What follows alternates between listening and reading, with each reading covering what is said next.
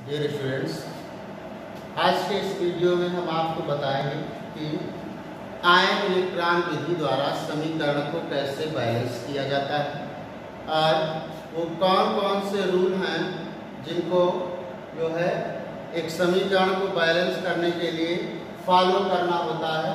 तो कुछ रूल हैं जिनकी सहायता से जो है आयन इलेक्ट्रॉन विधि द्वारा समीकरण को संतुलित किया जाता है। तो सबसे पहला जो रूल है कि दी गई समीकरण को आयनिक रूप में लिखते हैं। यदि आपकी समीकरण आयनिक रूप में नहीं लिखी हुई है तो क्या करेंगे, सबसे पहले उस समीकरण को आयनिक रूप में लिखेंगे। उसके बाद क्या करते हैं कि ऑक्सीकरण एवं अपचयन अभिक्रियाओं को पहचानते हैं। एक रासायनिक अभिक्रिया में हम ये देखेंगे कि किसका ऑक्सीकरण हो रहा है, किसका अपचयन हो रहा है। फिर अगला रूल हमारा ये कहता है कि ऑक्सीकरण अर्ध अभिक्रिया और अपचयन अर्ध अभिक्रिया, यानी जिसका ऑक्सीकरण हो रहा है उस अभिक्रिया को अलग लिखेंगे और जिसका अपचयन हो रहा है उस अभिक्रिया को अलग लिखेंगे। तो ऑक्सीकरण अर्ध अभिक्रिया तथा अपचयन अर्ध अभिक्रिया को अलग अलग कर लेते हैं। इसके बाद क्या करते हैं कि ऑक्सीजन एवं हाइड्रोजन, यदि अभिक्रिया में ऑक्सीजन एवं हाइड्रोजन दो चीजें हैं तो इनको छोड़ दीजिए, बाकी जितने भी परमाणु हैं ऑक्सीजन और हाइड्रोजन को छोड़कर जितने भी परमाणु हैं सबको क्या करते हैं, हम बैलेंस करते हैं। अब बात है कि ऑक्सीजन और हाइड्रोजन, ये ऑक्सीजन और हाइड्रोजन को हम कैसे बैलेंस करेंगे। तो ऑक्सीजन को बैलेंस करने के लिए हम क्या करते हैं कि जितने ऑक्सीजन हैं, मान लीजिए यहाँ पर क्या हो कि 3 ऑक्सीजन हो, तो जितने ऑक्सीजन होते हैं उतने ही हम क्या करते हैं कि जल के अणु जोड़ देते हैं। जैसे 3 ऑक्सीजन है तो हम क्या करेंगे, दूसरे साइड में क्या करेंगे, हम 3 ऑक्सीजन या 3 जल के अणु क्या करेंगे, जोड़ देंगे। हाइड्रोजन को बैलेंस करने के लिए क्या करते हैं, हाइड्रोजन को बैलेंस करने के लिए हम H+ आयन क्या करते हैं, दूसरी साइड में क्या करते हैं कि H+ आयन जो है जोड़ देते हैं। एक एग्जाम्पल ले लेते हैं, उसकी सहायता से समझते हैं कि समीकरण को बैलेंस कैसे किया जाता है।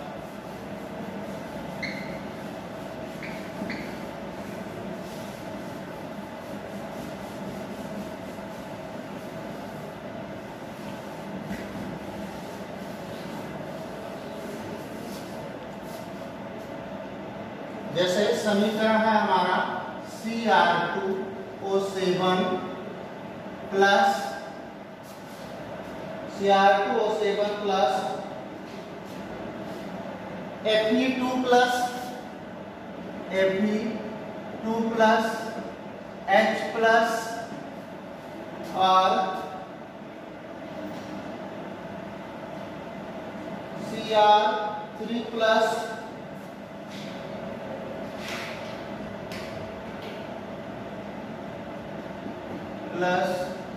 Fe3 प्लस और उसके बाद जो है क्या है, H2O है। ये एक समीकरण लिखा हुआ है। तो सबसे पहला रूल हमारा ये कहता है कि यदि समीकरण आयनित नहीं है तो सबसे पहला काम है समीकरण को आयनित करना। तो ये समीकरण जो है पूरी तरह से क्या है, आयनित है। अच्छा, ये स्टेप हमारा पूरा हो गया। दूसरा स्टेप ये कहता है कि इस अभिक्रिया में पहचानिए किसका ऑक्सीकरण हो रहा है, किसका अपचयन हो रहा है। तो यहाँ पर देखिए, यहाँ पर भी क्रोमियम है और यहाँ पर भी क्रोमियम है। तो इसकी ऑक्सीकरण संख्या पता है हमें, कितनी है, +3 है, और इसकी ऑक्सीकरण संख्या हमें नहीं मालूम है। तो इसकी ऑक्सीकरण संख्या हम निकाल लेते हैं। क्रोमियम की निकालनी है तो 2x + 7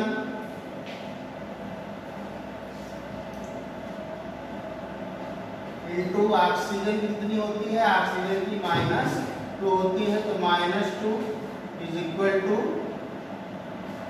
0 2x प्लस 7 को 2 से मल्टीप्लाई करेंगे, ये आ जाएगा 14 या प्लस माइनस माइनस हो जाएगा, ये 14 बराबर ये इधर भी हमारा जो है -2 है, हो जाएगा -2 हो जाएगा। तो 2x ये माइनस का 2 प्लस का 14, 2x ये प्लस का 12 आ जाएगा, x बराबर कितना निकल के आएगा, प्लस का 6 निकल के आएगा। यानी इसकी आश्रित संख्या हमें पता चल गई कितनी होगी, +6 होगी। इसकी आश्रित संख्या क्या होगी, +6 होगी। अब क्रिया में देखिए कि किसका आश्रितकरण हो रहा है, किसका अपचयन हो रहा है।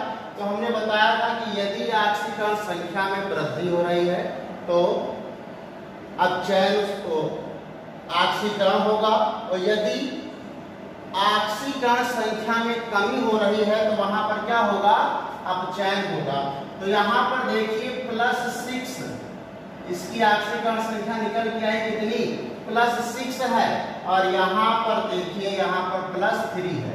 तो इसका मतलब क्या है कि घट रही है, तो यहाँ पर क्या होगा, कमी हो रही है 3 की, तो इसका इसमें क्या होगा, अपचयन हो जाएगा। क्या होगा, इसका अपचयन होगा। अब बात आई आश्रितकरण की, यहाँ पर देखिए +2 से +3 में आश्रितकरण संख्या जा रही है, तो यहाँ आश्रितकरण संख्या में वृद्धि हो रही है, तो इसका क्या होगा, आश्रितकरण होगा। तो इतना स्टेप हमने जान लिया कि अगर आश्रितकरण संख्या में वृद्धि होती है तो वहां पर आश्रितकरण होगा, यदि आश्रितकरण संख्या में कमी हो रही है तो वहां पर क्या होगा, अपचयन।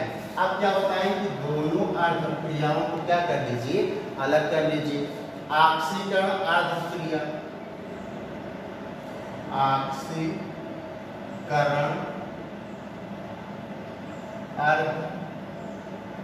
अर्धक्रिया, दोनों क्रियाओं को अलग कर लीजिए। आश्रितकरण अर्धक्रिया यहाँ पर देखिए Fe2 प्लस का Fe3 प्लस में क्या हो रहा है, आश्रितकरण हो रहा है। ठीक है, अच्छा ये काम हमने कर लिया। उसके बाद बताया इन्होंने कि क्या करिए कि परमाणुओं को बैलेंस कर लीजिए। तो परमाणु बैलेंस है, इधर एक Fe है, इधर भी एक Fe है। अब बात आई कि हम इलेक्ट्रॉनों को बैलेंस करेंगे, आयनों को। तो आयन को बैलेंस करने के लिए हम क्या करते हैं, इलेक्ट्रॉन से बैलेंस करते हैं। तो यहाँ पर देखिए, यहाँ पर 2 आयन है, यहाँ पर 3 आयन है। तो बैलेंस करने के लिए क्या होगा, ये क्या करेगा, एक इलेक्ट्रॉन इधर हम ऐड कर देंगे, तो अब ये समीकरण क्या होगा, बैलेंस हो गया। इसको हमने 1 बना लिया। ठीक है, ये आश्रितकरण अर्धक्रिया हो गई। फिर दूसरा अपचयन, अपचयन अर्धक्रिया, अपचयन अर्धक्रिया हम लिख लेते हैं Cr2O7, उसके बाद Cr2 क्या हो रहा है, Cr3+। तो यहाँ पर देखिए कि 2 क्रोमियम है, यहाँ पर 1 क्रोमियम है। तो सबसे पहले परमाणुओं को हम बैलेंस करेंगे। तो इधर हम क्या करेंगे, 2 ऐड कर देंगे। अब ये काम हो गया। अब देखिए ऑक्सीजन को बैलेंस करना है। तो ऑक्सीजन को बैलेंस करने के लिए हमने बताया कि जितने ऑक्सीजन हो उतने ही जल के अणु विपरीत पक्ष में जोड़ दीजिए। तो यहाँ पर 7 ऑक्सीजन है, तो यहाँ पर हम क्या करेंगे, 7H2O के जल के अणु हम जोड़ देंगे। अब क्या हुआ कि हमारे ऑक्सीजन बैलेंस हो गए। अब बात आई हाइड्रोजन की। तो हाइड्रोजन को बैलेंस करने के लिए क्या बताया था हमने, H+ ऐड कर दीजिए। अब इधर 14 हो, इधर हाइड्रोजन कितने हो गए, 14 है। तो इधर हम क्या करेंगे, 14H+ ऐड कर देंगे, 14H+ ऐड कर देंगे। अब आयनों को बैलेंस करते हैं। इधर देखिए यहाँ पर 14 आयन है प्लस के और 2 आयन है माइनस के, तो यहाँ पर कितने बचेंगे? 12 आयन बचेंगे। और इधर कितने हैं? 6 हो गए। 2 × 3, इधर 6 है, इधर 12 है। तो आयनों को बैलेंस करते हैं इलेक्ट्रॉनों से, तो Cr2 O7 plus 14 H plus, और अब यहाँ पर क्या करेंगे? 6 इलेक्ट्रॉन ऐड कर देंगे और ये हमारा बैलेंस हो जाएगा 2Cr3 प्लस 7 H2O। तो ये बैलेंस हो गया। इसको हमने समीकरण 2 बना लिया। इसको समीकरण 2 बना लिया। अच्छा, जितने इलेक्ट्रॉन हैं, अब ऑक्सीकरण संख्या में देखिए कि ऑक्सीकरण अर्धक्रिया में यहाँ पर कितने इलेक्ट्रॉन हैं? 1 इलेक्ट्रॉन है। और यहाँ पर देखिए कितने हैं? 6 इलेक्ट्रॉन है। तो क्या करेंगे कि ऑक्सीकरण वाले को अपचयन से और अपचयन वाले को ऑक्सीकरण से हम गुणा कर देंगे। तो इस में 1 इलेक्ट्रॉन है, तो अगर इससे हम गुणा करेंगे तो कोई फर्क नहीं पड़ेगा। ये क्या हो जाएगा? हमारा समीकरण हो जाएगा ये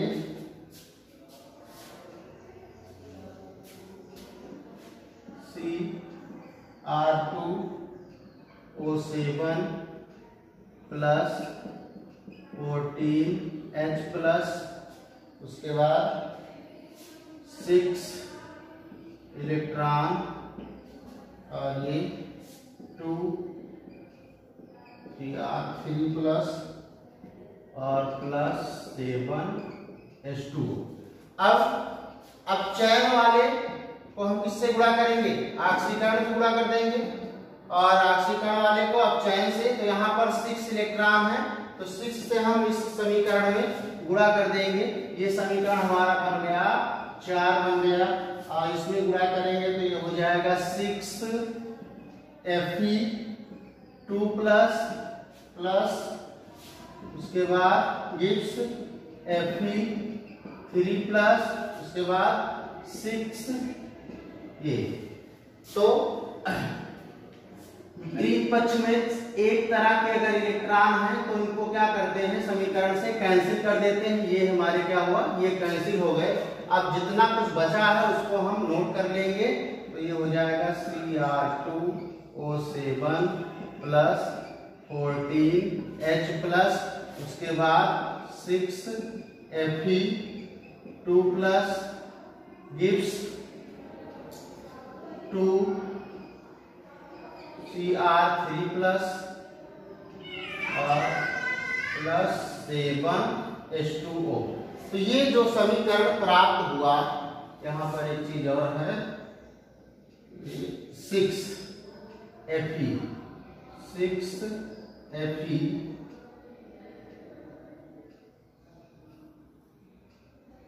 थ्री प्लस और उसके बाद 7 H2O। तो ये जो समीकरण है वो हमारी बैलेंस समीकरण मिली। यहाँ पर देखिए, चेक कर लीजिए, 2 क्रोमियम है, यहाँ पर भी 2 क्रोमियम है, यहाँ पर 14 हाइड्रोजन है, यहाँ पर भी कितने हैं? 14 हाइड्रोजन है, यहाँ पर 6 Fe है, यहाँ पर भी 6 Fe है। और ऑक्सीजन की बात करते हैं तो यहाँ पर कितने ऑक्सीजन है? 7 ऑक्सीजन है, यहाँ पर भी 7 ऑक्सीजन है। तो ये जो हमारा समीकरण प्राप्त हुआ है, ये समीकरण हमारा कैसा है? संतुलित समीकरण। इस तरह से आयन वितरण विधि द्वारा समीकरण को संतुलित किया जाता है।